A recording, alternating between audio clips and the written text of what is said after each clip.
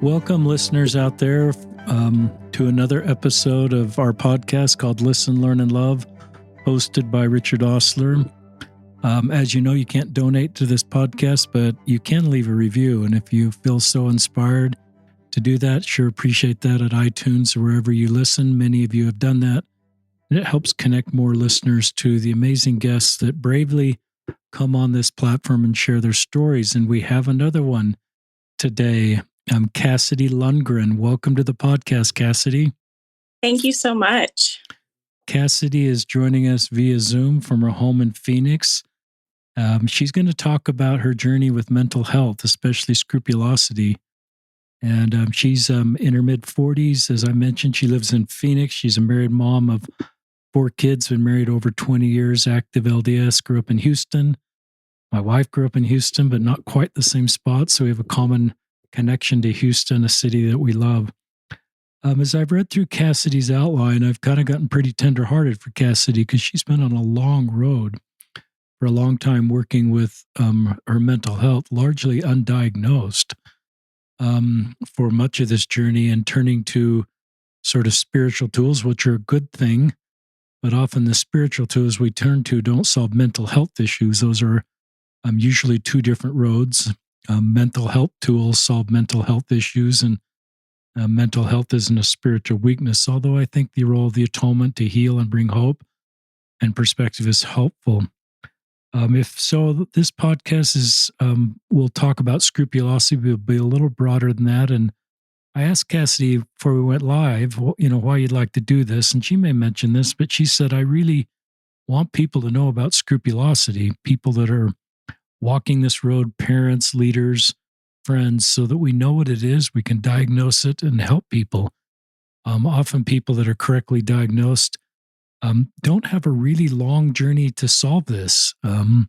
They can find healing pretty quickly. So that's one of the, one of the benefits of being correctly diagnosed with a really difficult mental health issue. Is that okay, Cassidy, for an introduction? That's perfect. Yeah, that's great. So I'll just turn it over to you to tell your story. I kind of frame this up, listeners. It's like Cassidy and I going to lunch and Cassidy telling me her story. So you're just invited to lunch as the 2 of us visit. So go ahead, Cassidy.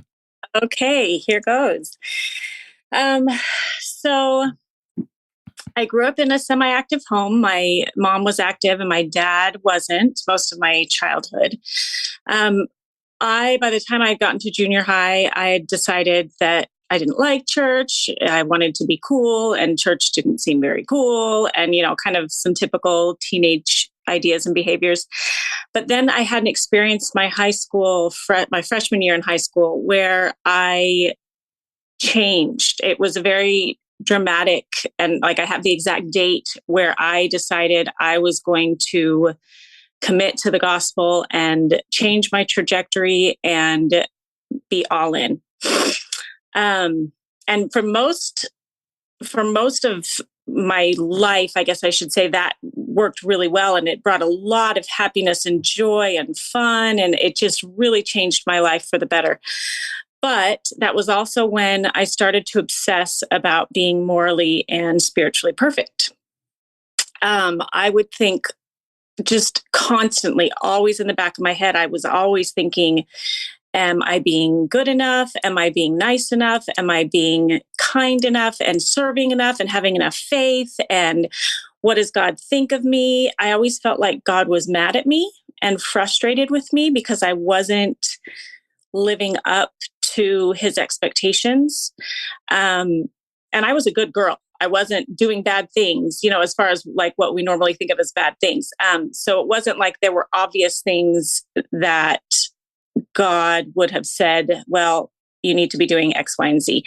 I was living all of, quote unquote, the commandments. I just always felt like I was a bad person. And I always felt guilty. I even felt guilty if I didn't finish my homework, like God was mad at me for not finishing my homework. So about this same time in high school, I started to get sad all the time. I was sad. And I actually had a very happy life. On the outside, people wouldn't have guessed this. I was very gregarious, had lots of friends. I dated a lot. I had a lot of extracurricular activities. I got a lot of accolades, got good grades. My family ended up getting sealed when I was in high school. So it was a great time for my family. Like there wasn't anything that should have made me sad. And yet I would come home and cry all the time, every day, all the time after school, I would be crying almost. And I would kind of go through the motions of life a lot of times and just felt kind of like giving up, like, what's the point?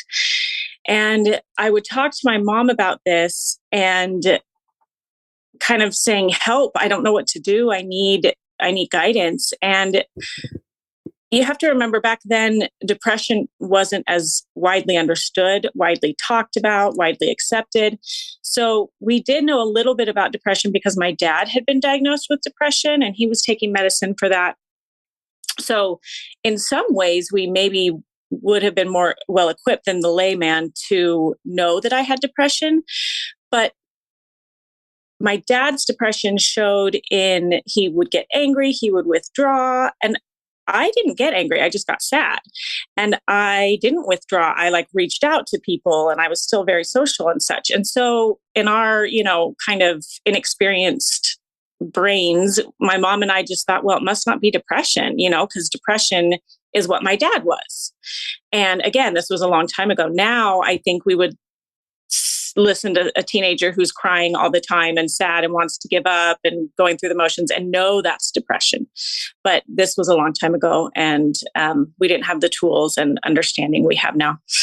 So a lot of my journal entries, when I look back at them, they talk about how I'm so sad, but I think if I just have more faith, then God will help me be happy.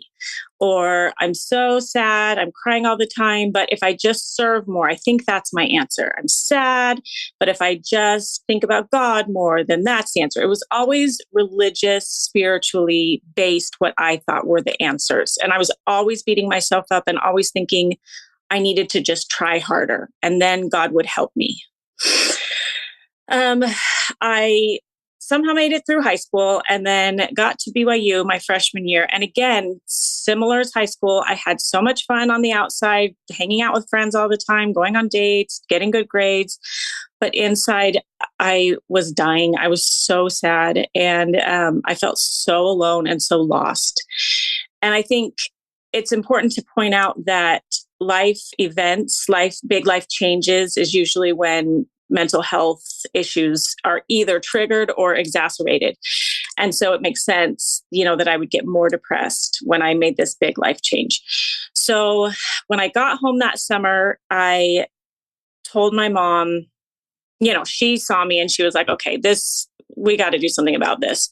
And so we went to a psychiatrist and they did diagnose me with depression, started me on medicine, and took a few different types to kind of figure it out. That's the hard part with antidepressants is it takes a few to finally know what works for you. It takes time to get in your system. Anyway, so I dealt with all of that.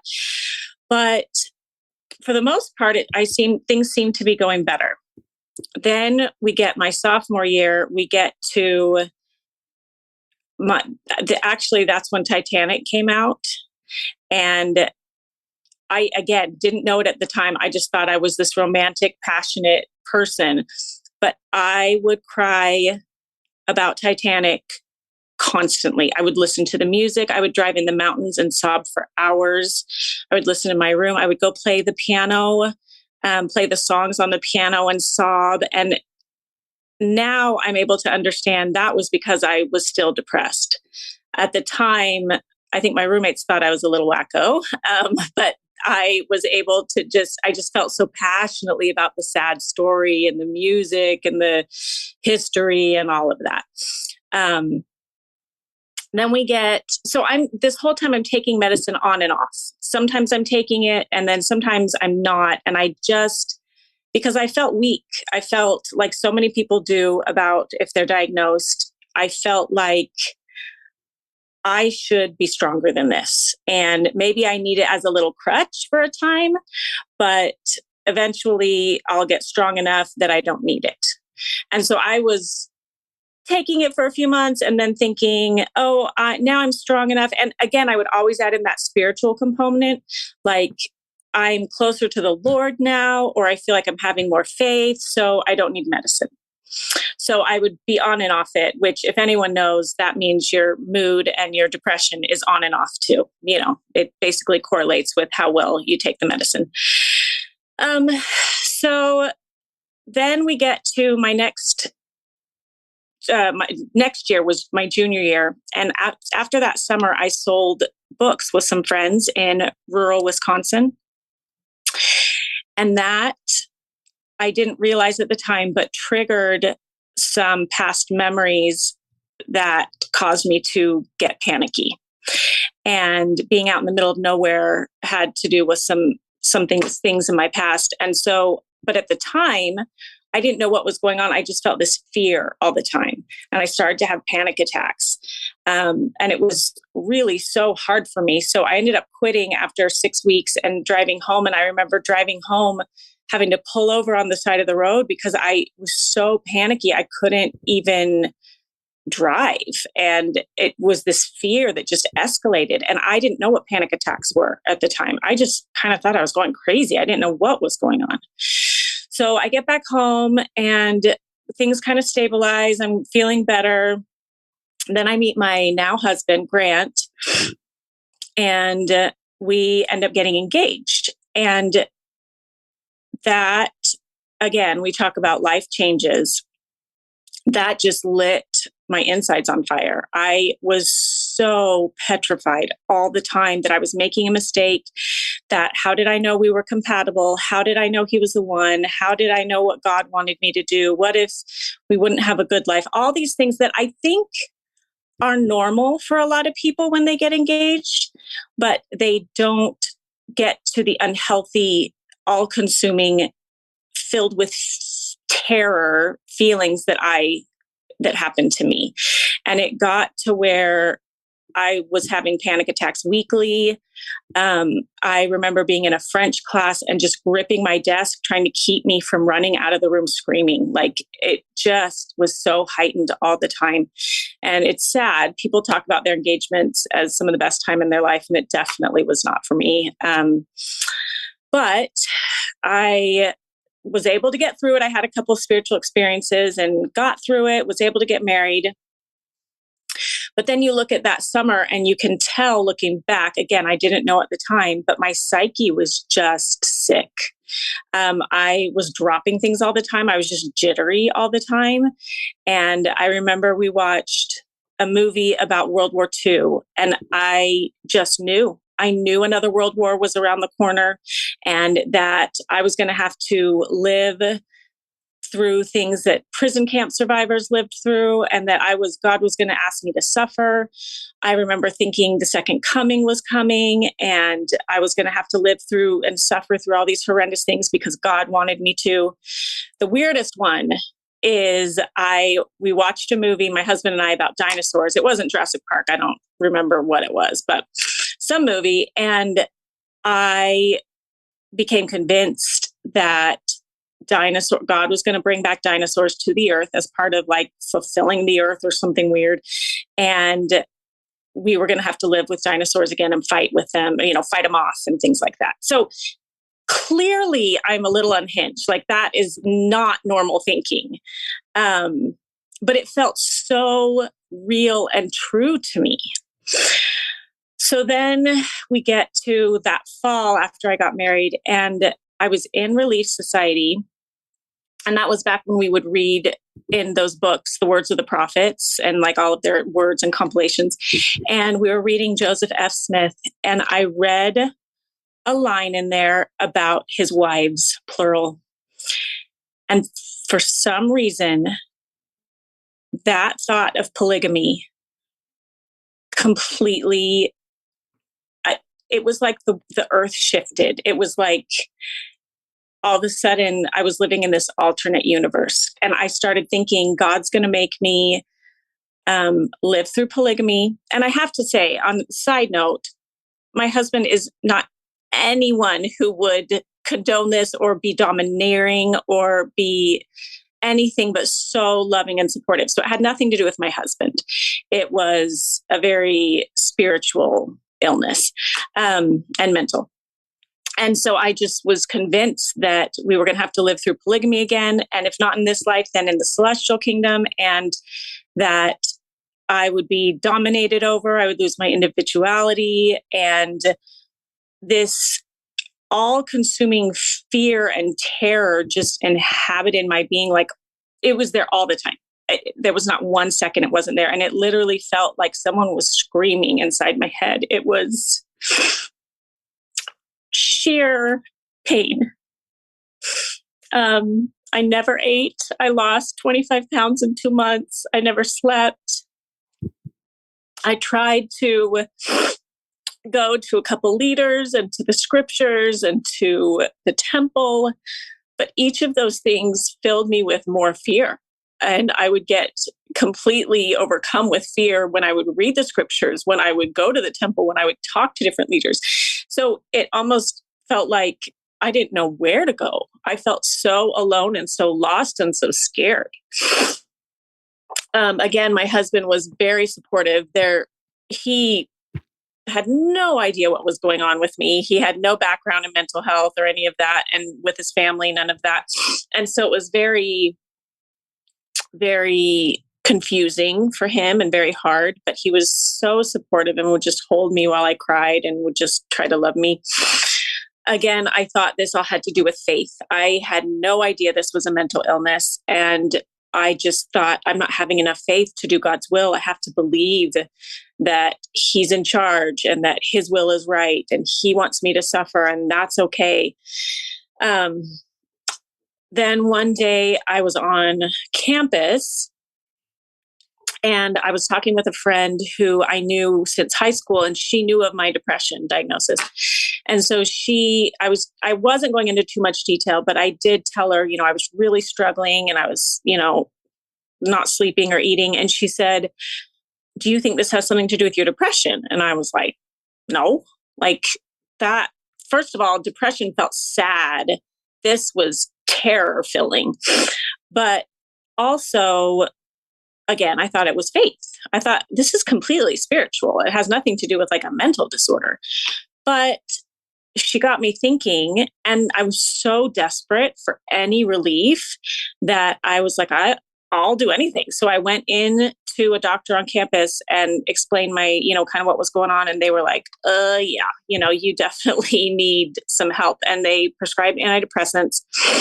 And after about a month on the antidepressants, it was like the screaming stopped. Like I felt rational. The earth got back on its axis, like things got normal again. And I vowed I would never get off medicine again. And that my brain just had a disease, just like if I had cancer, if I had heart disease or something like that. And I really started to feel like just completely okay with it, that this was something I needed for the health of my body.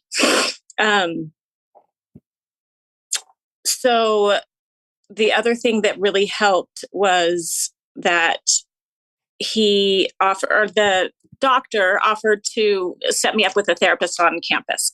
So I went to the therapist, and that was when I was diagnosed with OCD and scrupulosity.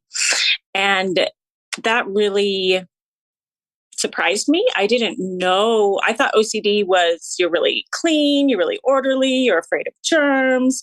I didn't know there was a mental OCD and a mental component to it. And that's what was going on with me, that I had these insane obsessions and then these compulsions to overanalyze and overthink and try and beat myself up and all of that. And then she explained that scrupulosity was a form of OCD that focuses on religious and spiritual matters in your obsessions and how you always feel guilty and such. And so she was doing an OCD class on like a group therapy class on campus. So I went to that, and it really helped because I saw other people's crazy thoughts, and they were obviously crazy to me. I remember one girl felt like she couldn't do well on a test unless her mom put her name on the prayer roll. I was like, what? That's weird. But if her thoughts are crazy, then maybe my thoughts were crazy too. And I started to realize that I not only didn't have to, but couldn't believe everything that I thought. And so it helped me to disassociate myself from my thoughts and sort of evaluate them and not take them at face value. And especially that fear, to realize that that was a sickness and part of a disease. And so if I would ever feel that, to sort of step away and not delve into it or try to fix it or try to make it go away, but just sort of disassociate, if that makes sense. The other thing that really helped me was this book called The Doubting Disease. It is by Joseph W. Ciarocci, I think is how you say it. And that was amazing for me. It explained all these people throughout history who, like, they think Martin Luther had scrupulosity. There's all these people throughout history that they think they can identify as, yes, that looks like scrupulosity. And it just, again, made it more valid and more real. And it was like I identified with these people. And then there's also examples and exercises in the book to help you overcome it. So that really helped me. I decided at this time, my testimony was really struggling because everything I'd been taught to believe in had caused me hell, basically. And so I was really struggling, but I couldn't give up. I know people who've struggled with some of this stuff and they just walk away. And for some reason, I don't know why I couldn't. So I kind of made a deal with God and said, I can't read my scriptures. I can't go to the temple, but I will show you that I am trying to figure this out by still going to church. I'll still go to church and I'll still do my callings, and I still prayed. But I am not going to feel any pressure to read my scriptures. I'm not going to feel any pressure to go to the temple. I'm not going to feel any pressure to be perfect, to try harder. I'm just going to hang on. And so anytime that people would talk about things like that in church, being perfect, trying harder, pushing yourself, making changes to make yourself better, a lot of times that would sort of ignite that fear in me again and that feeling. And I learned to either just walk out of the class or walk out of, sacrament meeting or whatever, or I learned that that's not for me at this time. Just like if I had the flu, I wouldn't expect myself to be going to the temple. It was the same thing. I was sick and I was recovering, and I couldn't do that, nor should I be expected to do that right now. And so that helped me a lot to, again, disassociate with those feelings and those thoughts and those fears. And it was like that for a few years. And then slowly I felt like I started to get healthier, and I was able to feel peace and actually get to know God for real, instead of this being that I sort of conjured up in my brain and through a lens of mental illness. I started to have these spiritual experiences where I knew that he was real, and I knew how much he loved me, and that none of those feelings that I felt were from him, none of them. And so if I ever felt those feelings come up in church, I knew that automatically it wasn't God, because I had gotten to know God, and that wasn't how he was. So through the years, it took about 10 years. And then I finally felt like I could start going to the temple. I had an experience that really helped me, and I was able to start going to the temple, reading my scriptures, and kind of putting a few pressures on me again. But I am much better about being realistic, being kind to myself, self-soothing if I feel any of those things, just watching a show, doing some crafts, which always soothes me, or something artistic. Um, and that has really helped. And to the point to where I don't really deal with the scrupulosity very much anymore. And I am so grateful for that, since it really overtook my life for a long time and caused me such severe pain. Um, what has affected me more is my depression, that I have had to deal with a lot. It was hard for me to be a stay-at-home mom, and I would get depressed easily, and there were many days when I would just stay in bed. And again, I would think of it as I had the flu, and it was okay. I still would beat myself up a little bit, but I tried not to beat myself up for not functioning and for letting my kids watch shows and such on those days, because it was like I was sick, and I would always come out of it and be able to function again and be a mom. And um, my OCD shows in different ways as through the years. And this is going to sound silly, but the biggest way has been through decorating my house. And it sounds so trivial and ridiculous, but OCD can manifest itself in so many different ways. And so I would get to where I was thinking about decorating my house, not cleaning my house. I'm actually not overly clean, but decorating my house, and it needed to be perfect. And I would compulsively think about it and analyze it and go buy things and redo it. And to the point where I wouldn't sleep about it, and I would cry about it. And like, it was painful. And so I know it sounds silly, but OCD in whatever form it takes is painful. The other ways that it has sort of shown itself is in I will get really obsessed with doing a new artistic endeavor. I do all sorts of new things, and I'll kind of become obsessed and compulsively finish it. And then I'm on to the next thing. And so it hasn't caused me pain. It's not like I'm crying about it, but it just kind of shows that it comes from that OCD place in my brain. The other thing that has been painful is body image. And that definitely is an OCD issue. And I would obsess over being thin enough. And this has happened since I was young.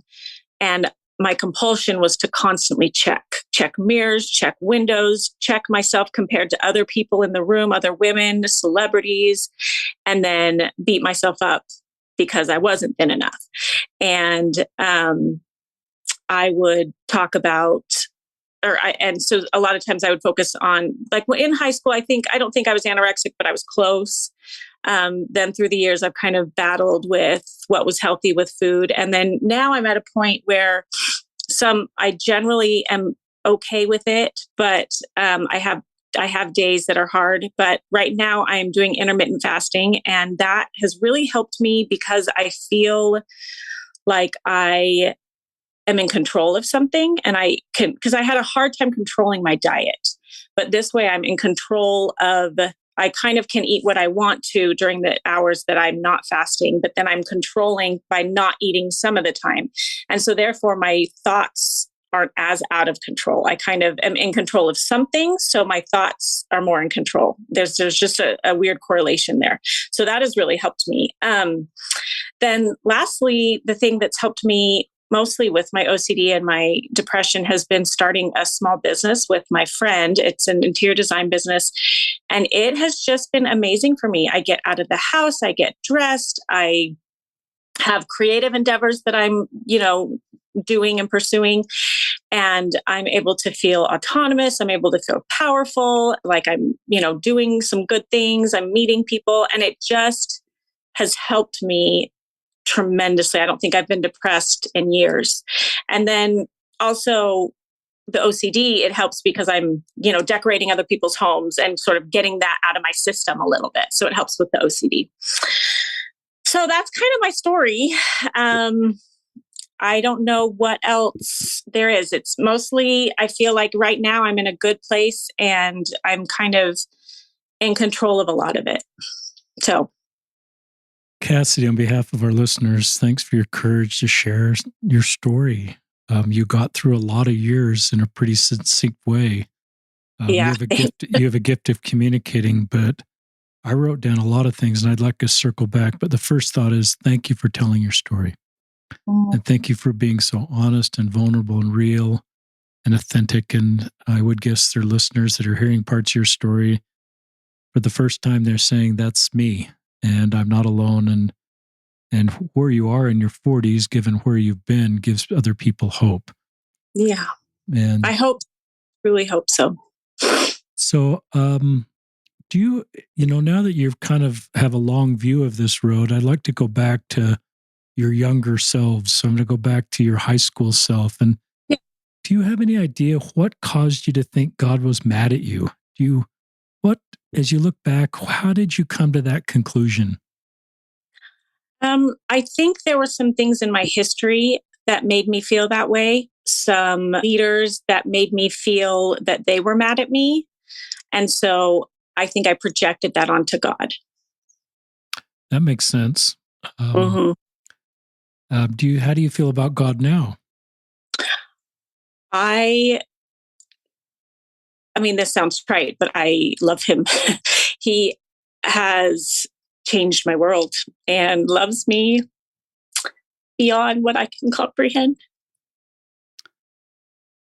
I love that. And that's my feeling about who God is. And I guess I think that younger people in particular, the adults in their life, particularly the male adults in their life, may help them formulate feelings about God, who's a male adult, Yeah. just a Yeah. God. And so if we have sometimes the role models we have in mortality, as especially when we're young, formulate how we feel about God. But whether we have good role models or not, I believe in the God you just talked about, a God that loves us and is not mad at us and is supportive of us. What would you, you know, this is 30 years removed from your high school years, roughly. Yeah. Yeah. Maybe not quite that long, but just talk to your high school self. You've kind of done that. What if you could talk to Cassidy, and I don't know if you were still in the Houston area where you're living, but talk to that person right now. I would tell her, first of all, that there's hope and that it won't always feel like this, and that you can get to a place of peace and love and happiness, and that it's going to be a little rough journey, but you will come out a stronger, more understanding and empathetic person in the end, and it'll be worth it. Love that. I love you journal entering. It sounds like I think this is at BYU at this point where you're journal entering. Is that right?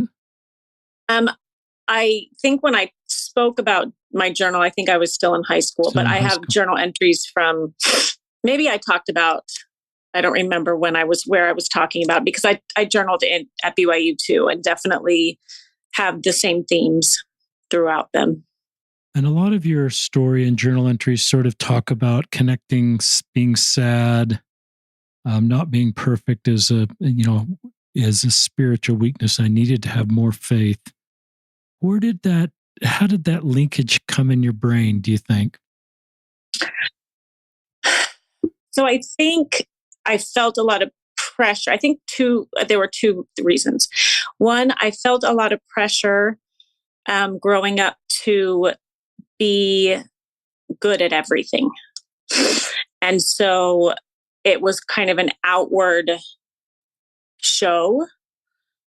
And so I projected that onto religion as well. I needed to be the perfect example of everything, to be a good person, to be who I was, because I was good. I was supposed to be good at everything. So I'm supposed to be good at religion too, or, good spiritually.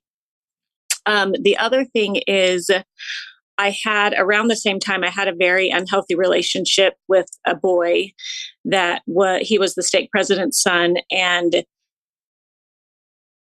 like, it was so odd. I don't even know if I can say he was a boyfriend, but he kind of was. Um, and we both kind of like to delve into deep doctrine, deep ideas. We like to, be artistic, and he was always talking to me about needing to try harder. And I don't even remember what I was supposed to be trying harder at. I just remember there was that theme always in our relationship is I needed to try harder. And he was this spiritual authority to me because, my dad wasn't active at that time. And I grew up without, this male authority in the church. And it felt like whatever he said was kind of mixed with what God was saying in this weird way. So, like I said, it was very dysfunctional and unhealthy. And I think it kind of linked some ideas in my head that stayed with me. No, and I don't blame him. He was just a teenage boy trying to figure life out too. You know what I mean? But it just was not, it was an unfortunate circumstance. Yeah, I love the way you can go back and connect the dots. And I recognize listeners, and I've talked about this, people that have spiritual OCD or scrupulosity, some of these innocent phrases we share in our culture about, not just obedience, but perfect obedience. I've heard talks about a sin-resistant generation. I've heard talks about, another version of obedience, not perfect obedience, but another one, and strict obedience. And I recognize for some personalities without OCD, those are healthy sort of motivators to want to do better. But Right. there's a lot of really committed, wonderful people out there, especially younger people, that circles in their OCD like it did for you in a very unhealthy way. Exactly. And is just the opposite thing, perhaps, that we should be sharing with youth, and or that our heavenly parents would want someone with OCD to feel, because it just becomes this overwhelming, unreachable objective. And then there's just kind of ongoing comments about self-improvement, spiritual self-improvement. And so then people like Cassidy turn to spiritual tools to solve a mental health issue, which is just sort of this unsustainable cycle that causes you to feel how you feel, including some that feel suicidal thoughts, or contemplating suicide as the only way out of this vortex. And so it's just a really tough place to be, especially when people around you may not, including yourself, know what's going on. So I just would invite us to be sensitive, to just people that have OCD, as we're inviting each other to do better and even talk about OCD in our wards, families, and councils. As you look back to these BYU years or high school years, you've kind of talked about depression and OCD. Do you feel like you had depression still in your high school years and your college years and OCD? Or this is a hard question. I'm not a therapist. Do you think the one sort of fed the other, one fed the other? Is there a way to, just for listeners who are trying to figure out, is this depression? Because at times you recognize my dad's depressed, but I don't fit that model. But other times you do sort of say, I do have some depression. Any thoughts on just linking those or separating those for listeners? Again, I'm not a therapist either, so I don't know if this is accurate exactly, but I feel like I had both and that they did feed each other. A lot of times, because OCD is a form of anxiety. And most times, if you have anxiety, you also have depression, or vice versa. A lot of times they go hand in hand. And so I think mine was just sort of linked. The depression ended up being stronger at once I kind of got through the scrupulosity, because the depression lingered and I didn't feel like the scrupulosity did. So I still had depression. It wasn't like the depression was only caused because of my scrupulosity. I still had that even after all of my, religious sort of compulsions and all of that went away. So I think I had both. I hope that helped. It does help. And I don't know if this is factual, but the people I've had on the podcast, including our own son, our youngest son that had scrupulosity, a lot of people have felt once they got diagnosed and got the right tools to work through scrupulosity, it's something that people can put behind them. The exposure response therapy. So depression can be a longer road. And it sounds like you're doing well. So that's one of the things that gives me hope for people that have undiagnosed OCD and scrupulosity, that there is a shorter path to put this behind them. Any thoughts on that, Cassidy? I absolutely agree. That was the way it was for me. It sort of felt like once I was able to name what was going on in me and to separate it from truth in my head, I was it just that alone helped me helped it subside and helped me sort of gain control again. Um, so it I do feel like the right tools, the right understanding really can, it's again, like you said, much quicker than depression. Depression can affect you in through years and years in multiple different situations. But this is kind of a specific situation that I think with the right tools again can be helped, like you said, fairly quickly. I thought you were so honest with some of the examples that came into your life, like World War II, the Second Coming, dinosaurs. I thought you were really honest about polygamy. If you, it is embarrassing to talk about, especially the dinosaurs. I mean, I was totally crazy, but I'm hoping being honest about that helps other people. Yeah, I just think those are some things no one shared with me, but they certainly fit under the umbrella of OCD, and where you hear something and the Titanic and crying all the time, and you even described the word unhinged. Yeah. And then, screaming inside of your head, pounding your head in the shower, panic attacks. So tried to read the scriptures, but they were terror filled. So this segment is really brave of you. Thank you. And I think our hearts go out to people like you that are in a really tough spot. Obviously, there's no backstory. You didn't do any, I think you know this, but at the time, I hope you knew it, that this is not anything you did. I think culturally, sometimes we think when these sort of things are happening that I need to turn to increase religious behaviors to solve this. And that can not often, and if you turn to increase religious behaviors and they don't improve the situation, then it just makes you feel more broken and wondering where God is and why isn't he answering my prayer? And I'm so broken that even though I've increased my religious behaviors by this measure in this many areas, and I'm still in this spot, it puts you in can put you in a pretty dark spot. And makes you want to walk away from religion. Yeah. Completely. I love your courage to do church on your own terms. I love your courage to say, I am not going to go to the temple and I am not going to read scriptures for a period of time, but I am going to go to church and keep my calling. And there's no church talk that's ever given somebody permission to do that. There's no leader that would probably naturally give that. But I think it's one of your greatest moments of your whole story is that you're so self-aware. And I think Heavenly Father may have guided you to make that decision because it was the only way you could make the church work long-term.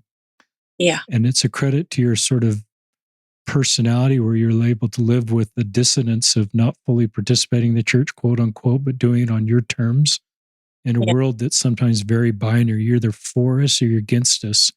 You're either all in or you're not in.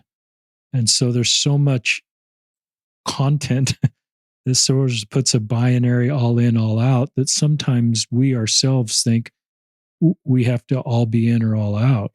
Any more thoughts on that for our listeners about this period of time when you just said, I'm going to do this my way?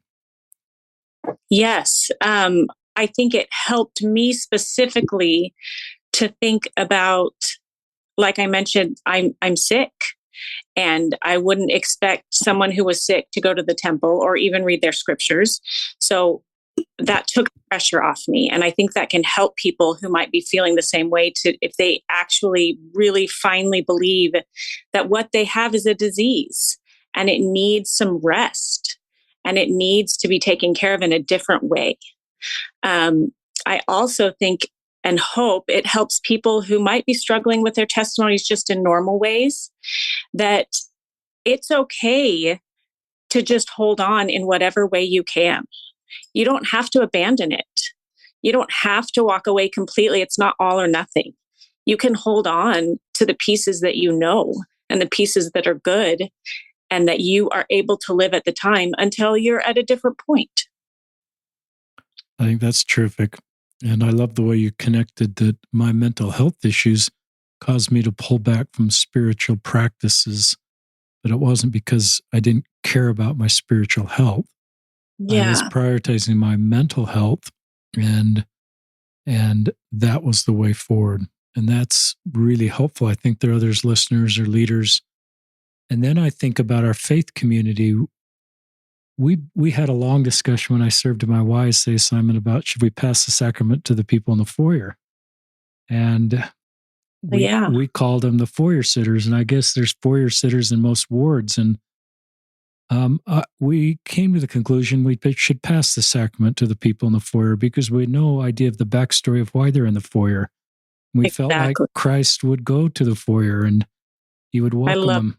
And so I think sometimes if we see someone like Cassidy who's, not attending the temple, I guess a local leader might know that, or a family member, or not reading her scriptures. I think before we just say, well, get with the program, Cassidy, and, you know, whatever, we should be cautious and do a lot of listening. And maybe it's not our job to even instruct Cassidy on her religious path forward, but do a lot of listening and supporting and create space for people like Cassidy. I don't want to call you a foyer sitter, but the principle is the same. Yeah. Is people, for whatever reason or not, may not be participating in the church like we are or like we think others should. And one of the parts of grace is to give people space to do that.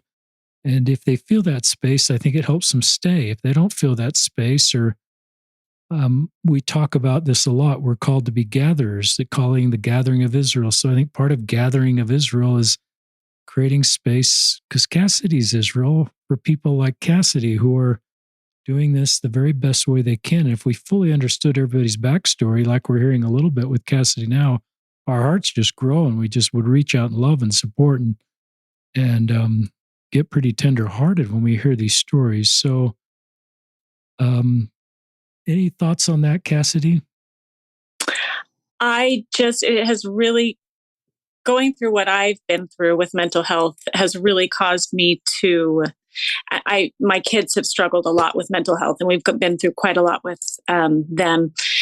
And all of these experiences have just made me realize that we don't understand most of what people are going through. We don't. We only get the top of the iceberg. And we, if we can just love and accept, just as you beautifully described, that we need to just realize that we don't know. We don't understand, and that's okay. We're not asked to all the time. We just need to love. Listeners will link to the book that Cassidy referenced in the show notes, The Doubting Disease. So if you want to read that book by Joseph, I can't read his last name on writing, but I don't know. we will have it in the show notes so you can check it out if you'd like to. That sounds like a book that was helpful for you. And one of the things that comes to my mind as you were doing this was boundaries, is the maturity to develop boundaries that work for you. And we kind of touched on this, but one of your boundaries, I think was for 10 years, is that you didn't go to the temple and you didn't read your scriptures regularly. And that's our natural, my natural tendency as a local leader, as a YSA bishop, would to get all of my people to the temple. But I hope that if I were, you weren't a YSA at this point, but I guess my point is that I love that you had boundaries to know what was right for you. And I hope that those also honor your boundaries and just support you in your individual journey and not getting prescriptive. You probably heard conference talks or local talks or Sunday school lessons that were triggering. And I think you had the boundaries and the self-confidence to just walk out if you needed to. And so those are tough years. But any more thoughts on those years of just, and maybe you still have these boundaries you've developed to make the church work on your terms long term? It didn't feel like courage. It felt like survival. It felt like the only way to not spiritually die. And it was all I could give. And that had to be enough, or I was going to walk away. There was no other option, basically. And the fear had been so real that it was like, I can't go back to that. It was so unhinging, as I mentioned, and terror filled that it was do this or do nothing, because I can't live that same way. And I feel like now even just last general conference, just, a couple weeks ago, I started to feel a little bit of the fear rise. I don't usually feel it very much anymore, but sometimes, and I noticed it, and I just said, okay, I'm going to walk out of the room. I'm going to, I'm not going to, that doesn't apply to me, is kind of how I sometimes think of it, because my brain contorts it. Whatever message it is, it might be perfect for someone else, but for me, my brain contorts what you're saying and messes with the intent. And so I know that, and I know that I have this sort of disease, and I have just learned how to deal with it and sort of distance myself from it, just disassociate. I love you've given yourself permission to do this your way. I think that's a really good thing and a very important principle to share with others. I wonder sometimes, sometimes in politics and religion, we have fear-based messages instead of factual-based messages. And I've listeners felt like a long time we can have a factual discussion about the last days, about different political parties, about teachings outside or things outside of our religion, and keep that on a factual basis. But the fear-based narrative can be very triggering and can lead to some of the things that perhaps came into your life. So I've always liked conference talks. I mean, Elder Uchtdorf, I think, is particularly good at this. He, like me, believes we're in the last days and we're getting one day closer to the coming of our Savior. But I don't always think that's a bad thing and that more bad things are going to happen. I look at times at things that are much better in the world than they were. I saw statistics of the number of casualties in war and how that significantly declined in my lifetime compared to earlier periods of time. So I don't, there are medicine and our ability to solve cancer. There's a number of areas in our world that we're doing much better in than we were 100 years ago. Absolutely, yeah. And there's areas where we're doing worse. And so, but I think one of the things I worry about those of us with, and I have a little OCD, that the fear-based message, the last days, things are getting worse, fire and brimstone, that can rally the troops and can sort of cause connection. But I worry that causes unneeded fear. And I felt a higher, holier law is love and just fact-based discussion without the fear-based narratives to support it. I think the facts can support themselves. We don't need fear to sort of unify us, because I think there's real negative consequences that can occur with fear-based narratives. Any more thoughts that come to your mind as we're kind of starting to wrap up? Just that I've learned that fear comes from the adversary. I love that. And love and peace comes from God. So if you feel fear, the feelings that you're feeling, not necessarily what the message that was intended, but the feelings and whoever is talking to your brain at that time is not from God, because God doesn't talk in fear. That's not how he communicates with us. Yeah, I really do agree with that. I think as parents, we do best as parents when we don't communicate fear. Right. We can still communicate the commandments and the consequence of commandments, but we can do that without fear. And I think it creates a very healthy relationship with kids. So I've always looked at my parenting style, whether it's good or bad. Sometimes it's not perfect, and think, what would our heavenly parents do in the same situation? I don't know what they do, and I'm obviously not them, but I do love what you said. Thank you. Yeah, I'm just deeply moved by your story. I'm hoping that we can, I think our listeners know that we had a son that left on his mission, and he was just in a great spot, and after a few months was in an incredibly dark spot and had no history of any of this. And we got lucky. We got a diagnosis, scrupulosity. We got additionally lucky is that we found the therapist in that area knew a little bit about scrupulosity, and his road to healing was remarkably quick.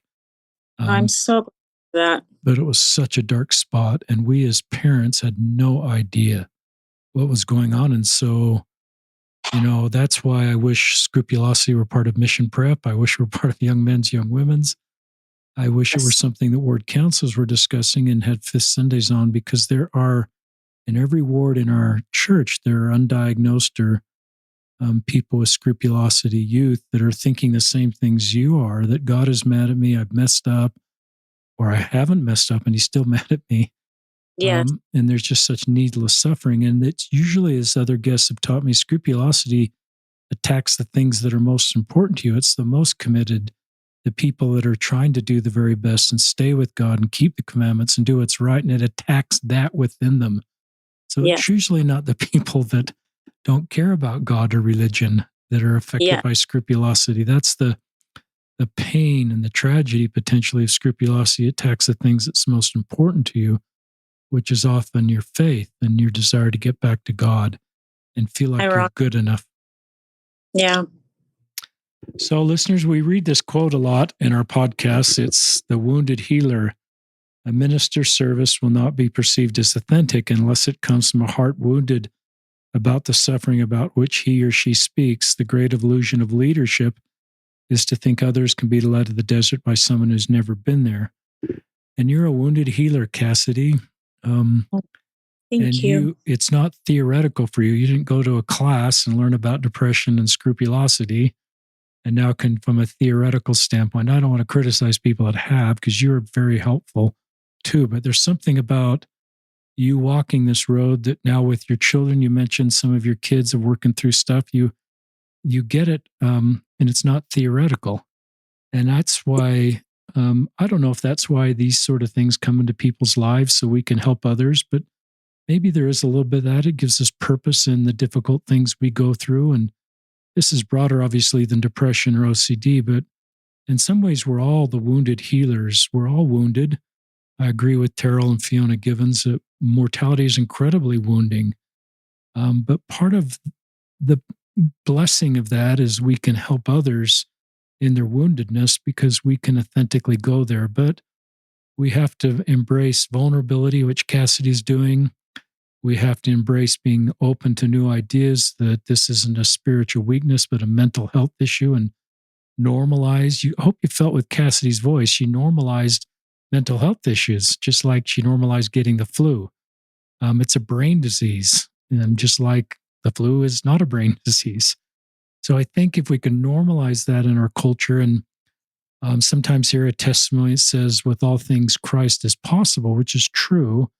And so he can solve our anxiety. I get a little nervous about that because those that I don't want to take away the idea that Christ can solve anything, but most of the time, a broken arm is solved by going to the doctor and getting the arm set.